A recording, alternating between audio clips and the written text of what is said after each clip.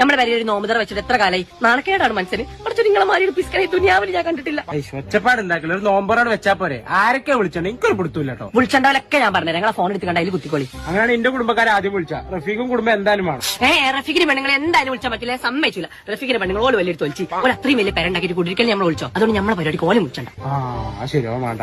ഫാത്തിന് കുട്ടികളെ വിളിച്ചാലോ? ഫാത്തിനെ വിളിച്ചാൽ നിങ്ങൾ ഒറ്റക്കടി നോമ്പ് നടത്തിക്കോളി. ഞാൻ ഉണ്ടാവില്ല, ഞാൻ പരിഗട് പോകും. പിന്നെ അവളോളെ ചെറുതിന്റെ മുടിയിലേക്കും നമ്മളെ വിളിച്ചില്ല. ചെറിയ പരിപാടിയല്ലേ? എന്ത് ചെറിയ പരിപാടി എന്താണെങ്കിലും നമ്മളെ വിളിച്ചിട്ടില്ല. അതിന് ഞാൻ നല്ല പരിപാടി കുട്ടിക്ക് ഇപ്പോഴും മുടിയില്ല. ഇനിയിപ്പോ ഓളും വേണ്ട. രാധാകൃഷ്ണ കുടുംബമാണ്, ഓന്റെ അടുത്ത ചെങ്ങായിയാണോ, അല്ലാതെ പറ്റൂല. സുബ്ഹാനെ രാധാകൃഷ്ണനോ മനസ്സാ മൂപ്പർക്ക് ഇപ്പോഴും പിരാന്തുണ്ട്. മൂപ്പർ ഇപ്പോഴാ സൈക്കാളജിസ്റ്റിനെ കാണാൻ പോക്ക് നിങ്ങൾക്ക് അറിയില്ലേ? പരിപാടിന്റെ ഇടയിലേറ്റ് മൂപ്പർക്ക് ഇളകിയ പരിപാടി ആകെ കൊളവും. ശരി, എന്റെ കുടുംബക്കാരും കമ്പനിക്കാരും നമുക്ക് പറ്റില്ല. എന്നാ ആരെ വിളിച്ചോണ്ട് പറയാം? ആരെ വിളിച്ചിട്ടുണ്ടായി ഞാൻ പറഞ്ഞുതരാം. ഫസ്റ്റ് റെജിനെയും കുട്ടികളും വിളിച്ചണം. അല്ലെങ്കിൽ വേണ്ട. റെജിന്റെ അൽവാസിനോട് ഒരു കല്യാണം ഉണ്ടായിട്ടുള്ളൂ, ഞാൻ ഒരു വാക്ക് പറഞ്ഞില്ല. റെജിൻ കുട്ടികളെ എന്തായാലും വേണ്ട. കുഞ്ഞുട്ടിനും കുടുംബത്തിന് എന്തായാലും വിളിച്ചണം. കുറെ കാലമായി ഓളും കുട്ടികളൊക്കെ ഒന്ന് കണ്ടിട്ട്. അല്ലെങ്കിൽ വേണ്ട. ഓളോടന്ന് കല്യാണത്തിന് പോലെ പുള്ളിച്ചാൾ വെച്ചിട്ടുള്ള തന്നില്ല.